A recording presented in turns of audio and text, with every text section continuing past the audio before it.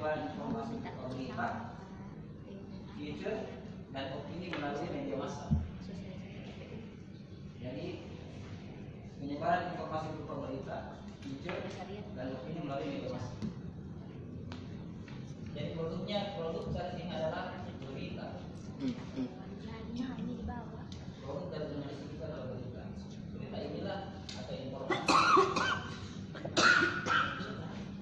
yang coba yang akan kita sebarkan ke publik. Informasi apa itu? Semua informasi besar. Tapi dalam dunia jurnalistik ada hal-hal tertentu yang bisa kita bahasakan, yang bisa kita sebarluaskan. Itu ada.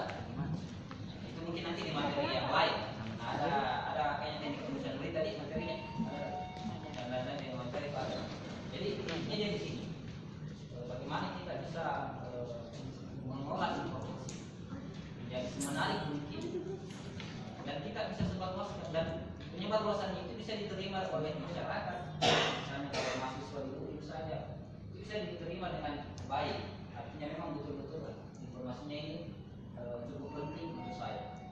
Itu jurnalistik ya. Jadi produk jurnalistik itu adalah berita.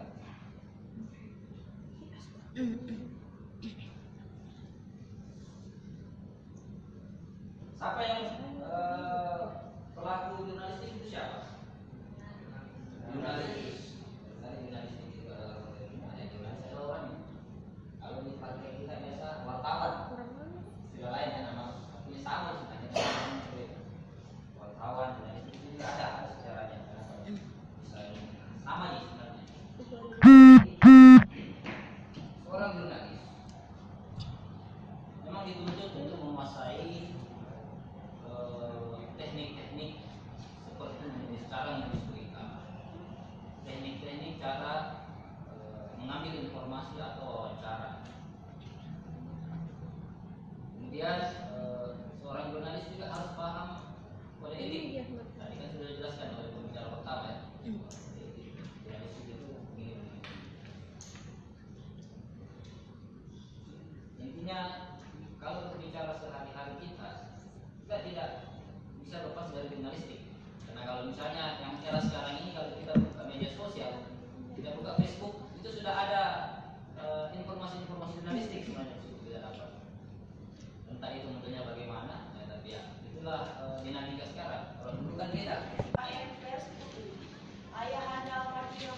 Tidak ada di bawah, ya, semakin elit yang kontak yang terhormat Dewan Pers KM Pers UI, yang terhormat pengurus PDI Cabang Metro Makassar, yang terhormat